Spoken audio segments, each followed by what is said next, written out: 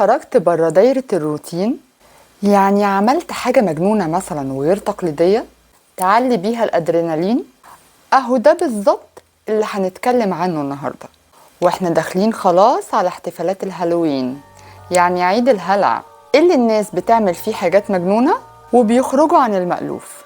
بس تعالوا الأول نعرف يعني ايه هالوين، وأصل التسمية جت منين وليه.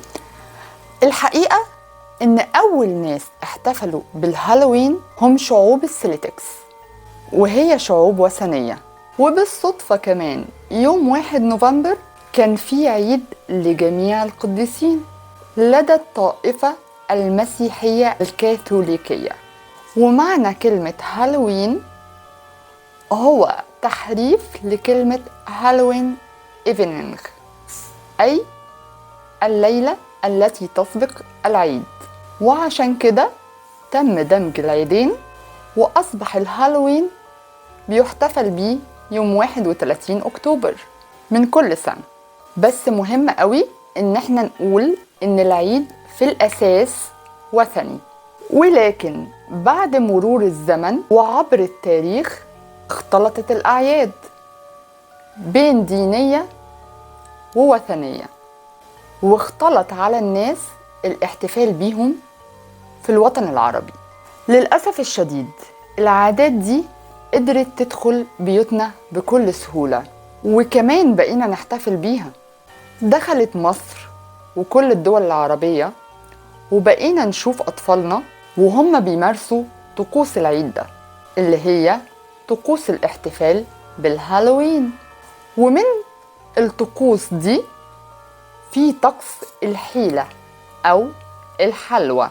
وفي الطقس ده بيقوم الأطفال بالتنقل من بيت لبيت ومن مكان لمكان لابسين أزياء الهالوين الغريبة والمخيفة، وبيطلبوا الحلوى والحلويات من أصحاب البيوت دي، وبيسألوهم السؤال ده: حيلة ولا حلوى؟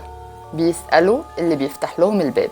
والسؤال ده معناه إن صاحب البيت لو ما اداش الطفل حلوى، ساعتها الطفل هيعمل خدعة أو سحر على صاحب البيت أو على ممتلكاته كلها. في مظاهر كتير قوي في العالم للاحتفال بعيد الهالوين، بس أغرب المظاهر دي كان في المكسيك، لأن الأهالي هناك بتعمل مذبح وبتزينه بالحلويات والزهور وصور ناس رحلت عنهم. أما مظاهر الاحتفال بيه في النمسا بيسيبوا بعض من الخبز ومية ومصباح مضيء على الطاولة أو على الترابيزة المنضدة قبل ما يناموا لاستقبال الأرواح اللي هتيجي تزورهم في اليوم ده. أما في الصين بيضعوا الطعام والماء أمام صور الراحلين، الناس اللي توفوا. وفي التشيك بيضعوا الكراسي حوالين النار، واحد لكل فرد من أفراد العائلة اللي عايشين، وواحد لكل فرد من أفراد العائلة اللي توفوا.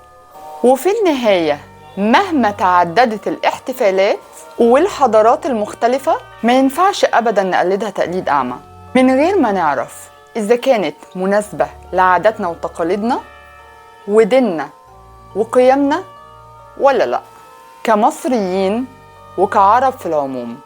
ومش هنلاقي مسك ختام زي كلام الرسول عليه الصلاة والسلام. الرسول عليه الصلاة والسلام حذرنا من التشبه بالحاجات اللي بتخالف ديننا بقوله: من تشبه بقوم فهو منهم. وأيضا الديانة المسيحية منعت الاحتفال بعيد الهالوين أو عيد الهلع. استنونا في حلقة جديدة من قعدة كنبة. نانسي العشري.